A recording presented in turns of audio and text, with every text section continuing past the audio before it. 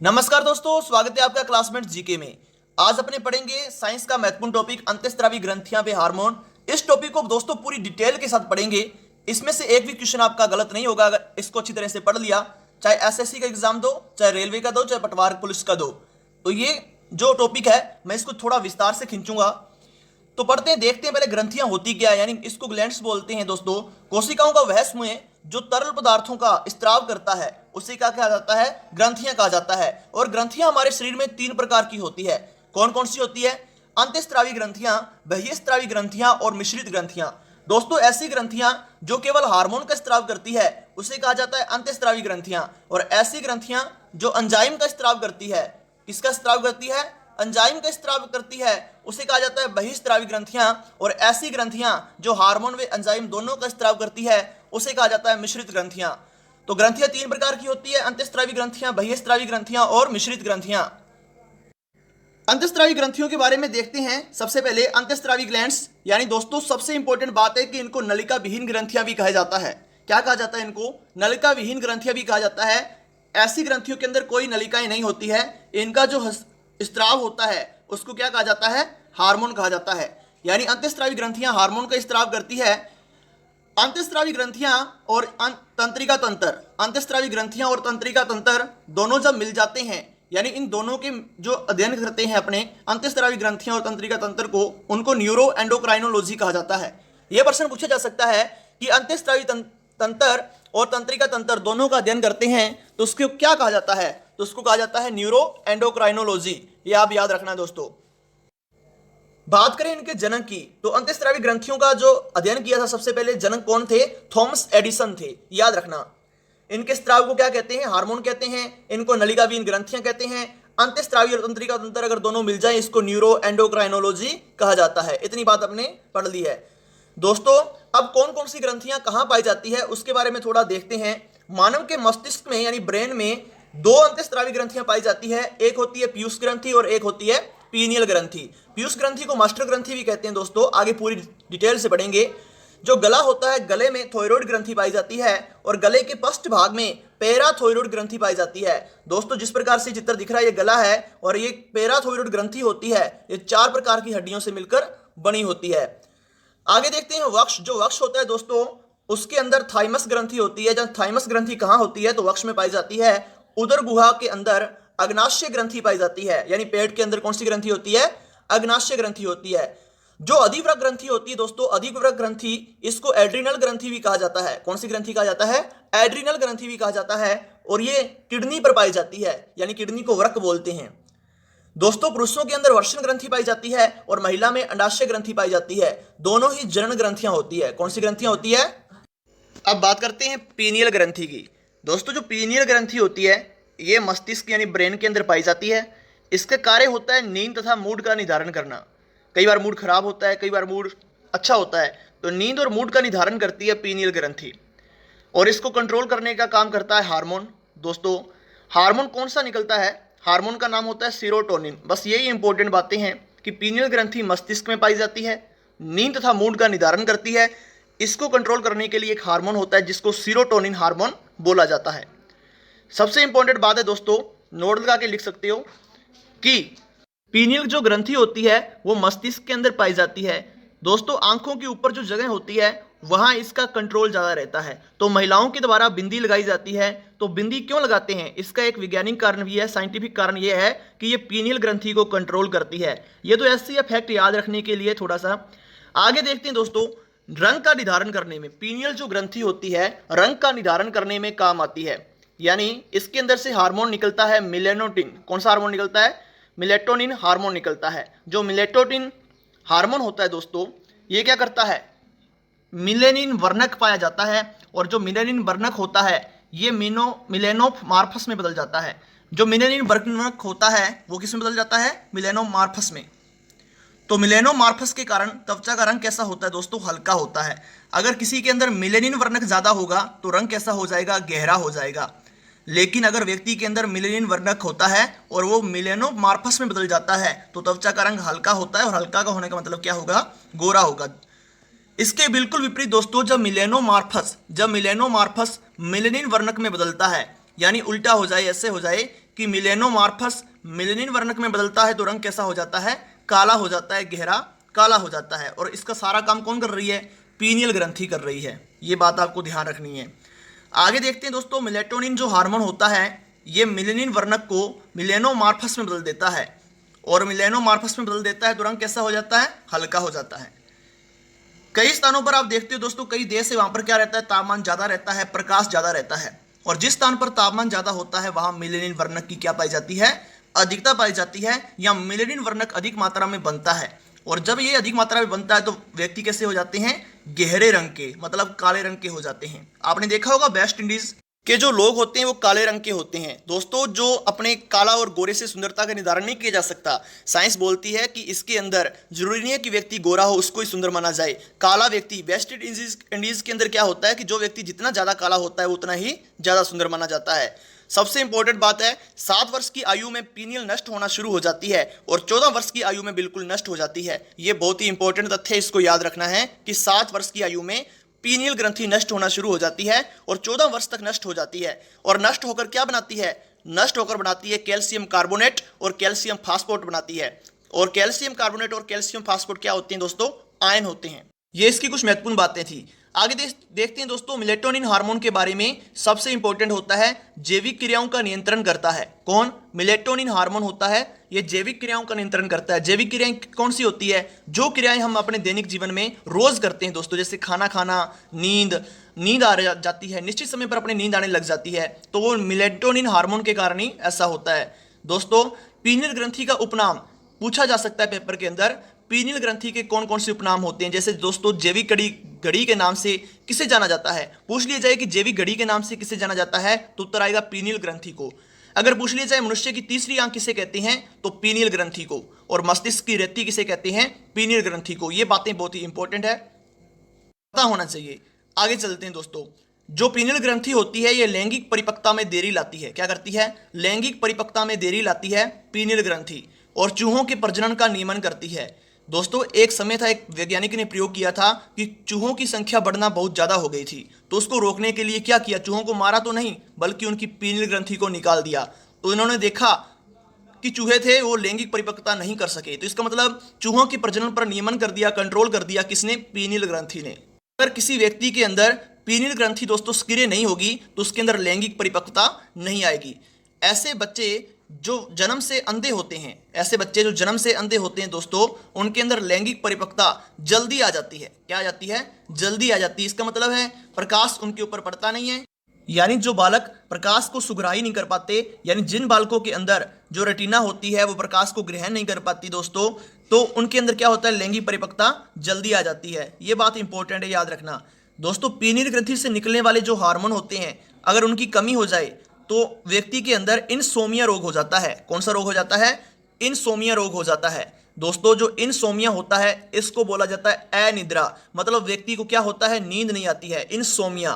तो इसका कारण क्या है, पीनियल ग्रंथि से जो हार्मोन निकलते हैं अगर उनकी कमी हो जाती है तो इनसोमिया रोग हो जाता है। अगर पीनियल ग्रंथि से निकलने वाले हार्मोन की अधिकता हो जाती है तो जैविक क्रियाएं क्या हो जाती है, अनियंत्रित हो जाती है, नींद वगैरह नहीं आती है और भूख नहीं लगती है। ऐसी जो काम होगा सारा का सारा वो पीनियल ग्रंथि के अधिकता के कारण होता है, जो हार्मोन निकलते हैं। आगे बात करते हैं पीयूष ग्रंथि की। दोस्तों जो पीयूष ग्रंथि होती है इसको मास्टर ग्रंथि के नाम से भी जाना जाता है। क्यों जाना जाता है, क्योंकि ये अन्य जो ग्रंथियां होती है उन सबको कंट्रोल करने का काम करती है। अब जो पीयूष ग्रंथि की स्थिति को देखें तो कैसी होती है स्थिति, जैसे अपना गला है दोस्तों, जो अपना गला है या गले के अंदर जो हाइपोथैलेमस है, मान लिया कि ये पूरे का पूरा गले के ऊपर मस्तिष्क है और यहाँ पर एक हड्डी होती है। क्या होती है, हड्डी होती है। उस हड्डी को बोलते हैं स्पेनोइड। क्या बोलते हैं, स्पेनोइड बोलते हैं। और इसके अंदर द्रव्य भरा होता है जिसको बोलते हैं सेला ट्रसिका। क्या बोलते हैं, सेला ट्रसिका।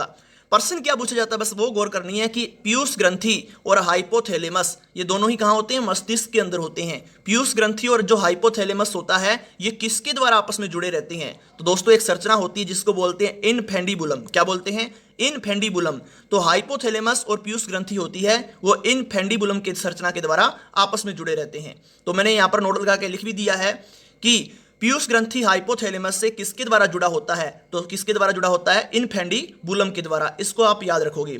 और जो पीयूष ग्रंथि होती है दोस्तों इसका आकार होता है मटर के दाने के समान होता है।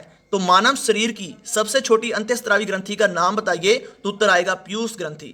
मानव शरीर की सबसे छोटी अंतःस्रावी ग्रंथि कौन सी होती है? पीयूष ग्रंथि होती है। दोस्तों पीयूष ग्रंथि के वैसे तो 3 प्रकार माने जाते हैं, लेकिन एनसीईआरटी में 2 प्रकार की मानते हैं जो बिल्कुल सही होती है। तीसरा जो प्रकार होता है, 3 प्रकार की क्यों नहीं मानते? क्योंकि तीसरा प्रकार होता है मध्य पीयूष ग्रंथि यानी पार्स इंटरमीडिया। दोस्तों ये मानव में अवशेषी अंग की तरह काम करती है, इसका कोई काम नहीं होता है, इसलिए 2 ही प्रकार की पीयूष ग्रंथि मानते हैं। होती 3 प्रकार की है, लेकिन मानते कितने की है? 2 की। वास्तव में उत्तर 2 ही होगा। अगर पेपर में आ जाए पीयूष ग्रंथि कितने प्रकार की होती है, तो आप 2 ही करके आओगे। तो 2 प्रकार कौन कौन से होते हैं दोस्तों? एक होता है आगे वाला भाग जिसको बोलते हैं अगर पीयूष ग्रंथि, और एक होता है पीछे वाला भाग जिसको बोलते हैं पश्च पीयूष ग्रंथि। आगे वाली जो पीयूष ग्रंथि होती है उसको इंग्लिश में बोलते हैं एडिनोहाइपोफाइसिस। क्या बोलते हैं? एडिनोहाइपोफाइसिस। पीछे वाली जो पीयूष ग्रंथि होती है उसे कहते हैं पश्च पीयूष ग्रंथि, उसको बोलते हैं न्यूरोहाइपोफाइसिस। और दोस्तों बीच वाली जो पीयूष ग्रंथि होती है उसको बोलते हैं मध्य पीयूष ग्रंथि और बोलते हैं पार्स इंटरमीडिया। क्या बोलते हैं? पार्स इंटरमीडिया, जो अगर पीयूष ग्रंथि और पश्च पीयूष ग्रंथि को जोड़ने का काम करती है दोस्तों। और मानव में ये अवशेषी अंग की तरह काम करती है, इसका कोई काम नहीं होता है। पीयूष ग्रंथि कितने प्रकार की होती है? 2 प्रकार की। आगे देखते हैं दोस्तों, अब जो पीयूष ग्रंथि से हार्मोन निकलते हैं, वो कौन कौन से होते हैं उनको ट्रिक के द्वारा बता रहा हूं। केवल आप एक ही ट्रिक याद रखना, गलत एफएम पे ओआ, गलत एफएम पे ओआ।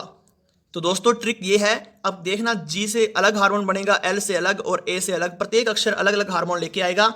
अब मैंने बोला है कि जो पीयूष ग्रंथि होती है 2 प्रकार की होती है, एक तो होती है अगर पीयूष ग्रंथि और एक होती है पश्च पीयूष ग्रंथि यानी एडिनोहाइपोफाइसिस और न्यूरोहाइपोफाइसिस। अगर पूछ लिया जाए जो ओए है इसको पूरी डिटेल से पढ़ेंगे, ये है क्या चीज? तो ये तो पश्च पीयूष ग्रंथि से निकलता है हार्मोन, बाकी सारे के सारे कहां से निकलते हैं? अगर पीयूष ग्रंथि से निकलते हैं। तो अगर पीयूष ग्रंथि से निकलने वाले हार्मोन कौन से होते हैं? गलत एफएम पे। तो बस इतना याद रखना, बाकी मैं अपने आप याद करवा दूंगा। तो अगर पीयूष ग्रंथि दोस्तों जो होती है इसको एडिनोहाइपोफाइसिस कहा जाता है। ट्रिक है गलत एफएम पे। अब बात करेंगे जी की। सबसे पहले जी को लेके चलते हैं ट्रिक से, और जी का मतलब होता है पूरा नाम अपने बोलेंगे याद रखने के लिए, बाकी कुछ है नहीं। जी से होगा ग्रोथ हार्मोन जिसको वृद्धि हार्मोन भी कहते हैं, या इसको दोस्तों सोमेटोट्रोपिक हार्मोन बोला जाता है। एसटीएच हार्मोन, कौन सा हार्मोन है?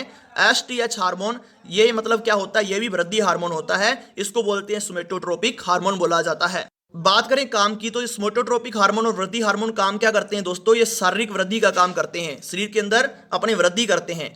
बाल्यावस्था में अगर इसकी कमी हो जाए, इन हार्मोनों की अगर बाल्यावस्था में कमी हो जाए तो व्यक्ति के अंदर बोनापन आ जाता है। और बोने को इंग्लिश में क्या कहते हैं? ड्वार्फ कहते हैं। इंग्लिश में क्या कहते हैं बोने को? DWARF, ड्वार्फ बोला जाता है। और इसके अंदर साइंस में बोलेंगे बोनापन को ड्राफेनिज्म। क्या बोलते हैं?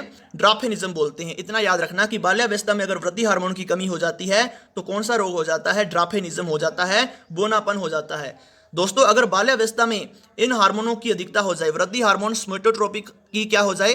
अधिकता हो जाए, तो रोग हो जाता है महाकाय, जिसको बोला जाता है भीमकाय। भीम को आप जानते हो दोस्तों, पांडव था और जिसका शरीर बहुत बड़ा था।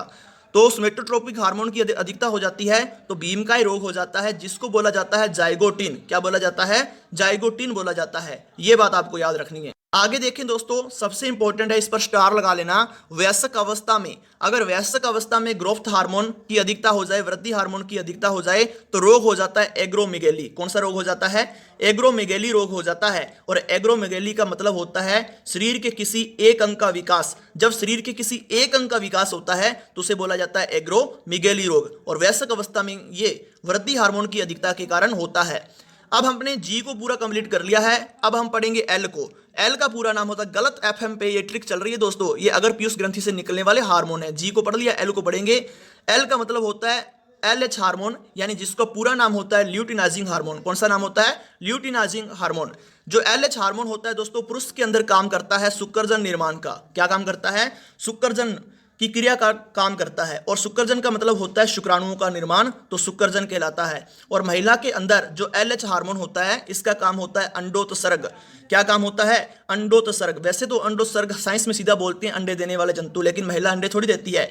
यहाँ पर अंडोत्सर्ग का मतलब यह है कि जो महिला होती है उसके अंदर 28 दिन का मेंस्ट्रुअल साइकिल दोस्तों चलता है। और 14वें दिन क्या होता है कि जो अंड कोशिका होती है, अंड कोशिका अंडाशय से अंड कोशिका निकलकर फ्लोपियन ट्यूब में चली जाती है।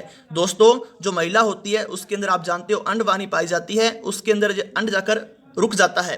तो दोस्तों जब अंड कोशिका यानी अंड होता है वो फ्लोपियन ट्यूब में यानी अंडवाहिनी में चला जाता है तो उस क्रिया को क्या कहा जाता है, अंडोत्सर्ग कहा जाता है। और ये काम कौन करता है, ये काम ल्यूटिनाइजिंग हार्मोन करता है। और कब करता है, 14वें दिन करता है। ये बात आपको याद रखनी है दोस्तों। आगे देखते हैं, आगे है अंड कोशिका। जो अंड कोशिका है 28 घंटे क्या होता है, 28 घंटे अंडवाहिनी में रहती है। दोस्तों अंडवाहिनी का दूसरा नाम होता है फ्लोपियन ट्यूब। शुक्राणु और अंडाणु जब आपस में मिलते हैं तो उसे भ्रूण का निर्माण होता है। इस क्रिया को निषेचन कहा जाता है। और यदि नहीं होता है तो रक्तस्राव होता है और अंडाणु बाहर निकल जाता है। दोस्तों ये पूछा जा सकता है अंड कोशिका कितने घंटे अंडवाहिनी में रहती है, तो 28 घंटे, ये आपको याद रखना है। चलते हैं आगे, तो गलत एफएम पर पढ़ रहे हैं जो अगर पीयूष ग्रंथि के हार्मोन है। इसके अंदर जी पढ़ लिया यानी ग्रोथ हार्मोन, वृद्धि हार्मोन, एल पढ़ लिया ल्यूटिनाइजिंग हार्मोन। अब ए को पढ़ेंगे। ए का मतलब होता है ACTH हार्मोन। इसका मतलब होता है एडिनोकार्टिकोट्रोपिक हार्मोन। क्या नाम होता है, एडिनोकार्टिकोट्रोपिक हार्मोन। और काम क्या करता है, काम करता है एड्रिनल ग्रंथि से हार्मोन स्त्रवण को प्रेरित करता है। यानी एड्रिनल ग्रंथि के जितने भी हार्मोन होते हैं उसको स्त्रवण करने के लिए, उससे निकालने के लिए ACTH हार्मोन उत्तरदायी होता है। और इसका पूरा नाम होता है एडिनोकार्टिकोट्रोपिक हार्मोन। आगे अपने पूरा एड्रिनल ग्रंथि के बारे में पढ़ेंगे। तो एड्रिनल जो ग्रंथि होती है दोस्तों, इसमें से हार्मोन कौन सा निकलता है, सबको पता होगा, एड्रिनलिन हार्मोन इसमें से निकलता है, जिसको दोस्तों एफ और एफ यानी 3F हार्मोन के नाम से भी जाना जाता है। यानी फ्लाइट करना, फाइट करना और फियर, तीनों काम करना, ये हार्मोन काम करता है। आगे देखते हैं दोस्तों। अब गलत पढ़ रहे थे तो मतलब गलत एफएम पर अगर पीयूष ग्रंथि से निकलने वाले हार्मोन होते हैं तो अपने जी पढ़ लिया, एल पढ़ लिया, ए पढ़ लिया। अब पढ़ेंगे टी को। टी का नाम होता है TSH, मतलब thyroid stimulating hormone. Thyroid stimulating जो हार्मोन होता है ये भी अगर पीयूष ग्रंथि से निकलता है। और ये काम क्या करता है, आगे देखते हैं दोस्तों। TSH हार्मोन का कार्य होता है जो थायराइड ग्रंथि होती है अपने गले में पाई जाती है, उसमें से हार्मोन को स्त्रवित करना। जो थायराइड ग्रंथि होती है उसमें से हार्मोन को स्त्रवित करने का काम कौन करता है, TSH hormone, thyroid stimulating hormone. इस प्रकार से दोस्तों अपने ये पढ़ लिया है TSH हार्मोन। अब गलत पूरा हो चुका है, ट्रिक है गलत एफएम पे। तो अब एफएम को लेके चलेंगे अपने। जी से बना था ग्रोथ हार्मोन, वृद्धि हार्मोन, एल से ल्यूटिनाइजिंग हार्मोन, ए से ACTH हार्मोन यानी एडिनोकार्टिकोट्रोपिक हार्मोन, और टी से बना था TSH हार्मोन। और एफ से देखते हैं क्या बनेगा दोस्तों। एफ से बनेगा FSH हार्मोन। कौन सा है, FSH हार्मोन, जिसको बोलते हैं फॉलिकल स्टिमुलेटिंग हार्मोन। क्या बोला जाता है, फॉलिकल स्टिमुलेटिंग हार्मोन बोला जाता है। एफएम पे ट्रिक चल रही है। तो दोस्तों पुरुषों के अंदर ये काम क्या करता है, ये शुक्रजन का काम करता है। जरूरी नहीं है कि वो पहले वाला जो हार्मोन था वो भी क्या करता था, शुक्रजन का निर्माण, ल्यूटिनाइजिंग हार्मोन। जरूरी नहीं है कि अलग अलग हार्मोन या एक ही हार्मोन का एक ही काम हो या अलग अलग काम हो, यानी एक कार्य के लिए अलग अलग हार्मोन भी हो सकते हैं। पुरुषों के अंदर शुक्रजन निर्माण काम करता है, महिला के अंदर क्या करता है, अंडजन की क्रिया। दोस्तों वो तो था अंडोत्सर्ग, ये है अंडजन। अंडजन का मतलब होता है अंडाणु या अंड कोशिका के निर्माण की जो प्रक्रिया होती है उसे कहा जाता है अंडजन। तो महिला के अंदर अंडजन की क्रिया कौन करता है, FSH हार्मोन, जिसको बोलते हैं फॉलिकल स्टिमुलेटिंग हार्मोन बोला जाता है। आगे देखते हैं दोस्तों, नोट लगा के आपको। बात करें अंडजन क्रिया की, तो अंडजन की क्रिया केवल भ्रूणीय अवस्था में ही होती है। दोस्तों केवल भ्रूणीय अवस्था में कैसे होती है, प्रश्न क्या पूछा जा सकता है कि अंडजन की क्रिया महिला के अंदर कब होती है, कितनी अवस्था तक होती है। तो केवल जब भ्रूणीय अवस्था होती है, यानी बच्चा जब पेट में होता है तभी उसके अंदर जितना अंडाणु बनना होता है उतने बन जाते हैं, उसके बाद नहीं बनते हैं। तो अंडोत्सर्ग की क्रिया कितनी उम्र तक होती है, अगर ये पूछ लिया जाए तो 50 वर्ष तक की उम्र, यानी 45 भी लिखा होता है कहीं, लेकिन 45 से 50 वर्ष तक की उम्र के बाद अंडोत्सर्ग नहीं होता है महिला के अंदर। आगे चलते हैं दोस्तों। तो गलत हो गया, यानी ट्रिक चल रही है गलत एफएम पे, तो एफ भी हो गया। अब आएगा एम। एम का मतलब होता है MSH, इसका नाम होता है मेलेनोसाइट स्टिमुलेटिंग हार्मोन। कौन सा होता है, मेलेनोसाइट स्टिमुलेटिंग हार्मोन यानी MSH हार्मोन। ये भी अगर पीयूष ग्रंथि से स्त्रावित होता है, यानी काम क्या होता है, जो मेलेनोसाइट स्टिमुलेटिंग हार्मोन है, MSH हार्मोन है, अगर पीयूष ग्रंथि से निकलता है और इसका काम होता है दोस्तों मेलेनिन वर्णक जो कि रंग को काला बनाता है, उसको किस में बदलना, उसको मिलेनोमार्फस में बदलना। किस में बदलना, मिलेनोमार्फस में बदलना। ये इसका काम नहीं है, ये काम है मिलेनोटिन का, लेकिन इसका काम होता है जो मिलेनोमार्फस होता है यानी रंग को गोरा बनाता है, उसको किस में बदलना, मिलेनिन वर्णक में बदलना। ये MSH हार्मोन का काम होता है। यानी मेलेनोसाइट स्टिमुलेटिंग हार्मोन का काम पूछा जाए तो हम कह सकते हैं गोरे व्यक्ति को काला बनाने का काम करता है, या मेलेनोमार्फस को मिलेनिन वर्णक में बदलने का काम करता है। कौन, MSH हार्मोन काम करता है। सबसे इंपॉर्टेंट दोस्तों, कई बार आपसे पूछ लिया जाता है गिरगिट किसकी सहायता से रंग बदलता है, तो दोस्तों याद रखना एमएसएच तथा मिलेनोटिन की सहायता से कुछ जानवर अपना रंग बदल लेते हैं। वो कौन सा हार्मोन काम करता है? एमएसएच हार्मोन काम करता है। और रंग बदलने की प्रक्रिया साइंस के अंदर क्या कहलाती है? मेटाक्रोसिस। क्या कहलाती है? मेटाक्रोसिस। रंग बदलने की क्रिया को मेटाक्रोसिस कहा जाता है, ये बात याद रखना। अगर पीयूष के जितने भी हार्मोन होते हैं उसकी ट्रिक थी याद रखने की, गलत एफएम पे ओया। ठीक है, अगर पीयूष ग्रंथि के अंदर गलत एफएम पे इतना ही बोलेंगे, यानी जी से अलग हार्मोन है, एल और ए और टी ये सब कवर कर लिए हैं, एफ वाला भी कवर कर लिया, एम वाला भी, अब बचा है केवल पी। अंतिम हार्मोन बचा है अगर पीयूष ग्रंथि का, जिसका नाम होता है प्रोलैक्टिन हार्मोन। क्या होता है? प्रोलैक्टिन हार्मोन होता है दोस्तों। अगर अच्छे लगे वीडियो तो लाइक जरूर करते रहना। प्रोलैक्टिन जो हार्मोन होता है, ये हार्मोन केवल महिला के अंदर स्रावित होता है। कौन सी महिला के अंदर? गर्भवती महिला के अंदर, सभी के अंदर स्रावित नहीं होता है। और ये हार्मोन क्या करता है? दुग्ध ग्रंथियों में दुग्ध निर्माण को प्रेरित करता है, यानी बच्चा के जन्म के बाद जब दुग्ध चाहिए होता है बच्चे को, तो उसके दूध निर्माण का काम कौन करता है? प्रोलैक्टिन हार्मोन काम करता है। ये बात आपको ध्यान रखनी है। इसी प्रकार अगर पीयूष ग्रंथि के हार्मोन हो गए हैं कंप्लीट, गोनेडोट्रोपिक हार्मोन था जी से, एल से ल्यूटिनाइजिंग हार्मोन, ए से एसीटीएच हार्मोन, टी से टीएसएच हार्मोन, एफ से फॉलिकल स्टिमुलेटिंग हार्मोन, एम से एमएस हार्मोन और पी से प्रोलैक्टिन हार्मोन दोस्तों थे। अब पढ़ेंगे ओ है हार्मोन।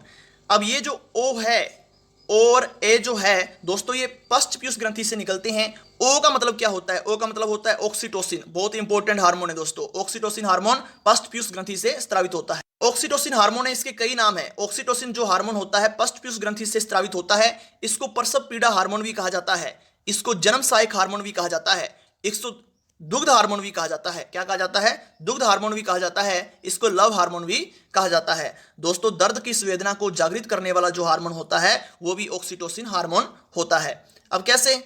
जन्म सहायक हार्मोन कैसे हो जाएगा कि गर्भाशय के आकार को बड़ा करना और योनि के आकार को बड़ा करने का काम कौन करता है? ऑक्सीटोसिन हार्मोन करता है दोस्तों। और कभी कभी क्या होता है जानवरों के अंदर दोस्तों, जब दूध जानवर नहीं देता है तो भैंस गायें होती है, तो उनके अंदर दूध की मात्रा को बढ़ाने के लिए भी ऑक्सीटोसिन के इंजेक्शन दिए जाते हैं दोस्तों। जो ये ऑक्सीटोसिन हार्मोन होता है ओनली महिला से स्रावित होता है, गर्भवती महिला से स्रावित होता है, ये बात भी याद रखनी है। और आगे वाली इंपॉर्टेंट बात है दोस्तों, नोट लगाकर आप लिख सकते हो। कंगारू चूहा जीवन में कभी भी पानी नहीं पीता है। ऐसा कौन सा जानवर है जो कभी भी पानी नहीं पीता है अपने जीवन में? तो वो होता है कंगारू चूहा। आगे देखते हैं। नोट लगा के देखेंगे कि बुढ़ापे की अपेक्षा वयस्क में संवेदना की अनुभूति तुरंत प्राप्त होती है। आपने देखा होगा बूढ़े लोग होते हैं, कई बार कंबल ओढ़े होते हैं, उनकी आग लग जाती है कंबल को, तो भी उनको पता नहीं चलता है। तो मतलब कहने का मतलब ये तो ऐसे बताया है कि बुढ़ापे की अपेक्षा जो वयस्क होता है ना, उनके अंदर संवेदना तुरंत ग्रहण हो जाती है। संवेदना का मतलब होता है जैसे सुई चुभ गई, अपने तुरंत हाथ को पीछे हटा लेते हैं, तो ये होती है संवेदनाएं। तो संवेदना का अनुभूति कराने वाला हार्मोन कौन सा होता है? ऑक्सीटोसिन हार्मोन होता है दोस्तों। लाइक जरूर कर देना वीडियो को। आगे देखते हैं। दुग्ध उत्पादन बढ़ाने के लिए कौन से हार्मोन का निर्माण किया जाता है या उपयोग किया जाता है? ऑक्सीटोसिन हार्मोन के इंजेक्शन देते हैं दोस्तों पशुओं में, तो ये पश्च पीयूष ग्रंथि से स्रावित होता है। कौन सा हार्मोन? Oxytocin hormone. ये तो मैंने बता ही दिया है। अपनी ट्रिक है गलत एफएम पे ओआ। ठीक है, गलत एफएम पे ओए बोल सकते हो, ओआ बोल सकते हो। तो गलत एफएम पे थे ये तो थे अगर पीयूष ग्रंथि से निकलने वाले हार्मोन, और जो ओ ए है ये कहां से निकलता है? पश्च पीयूष ग्रंथि से स्रावित होता है। ओ का मतलब क्या था? ऑक्सीटोसिन था, तो ए को पढ़ेंगे। ए का मतलब क्या होता है देखते हैं।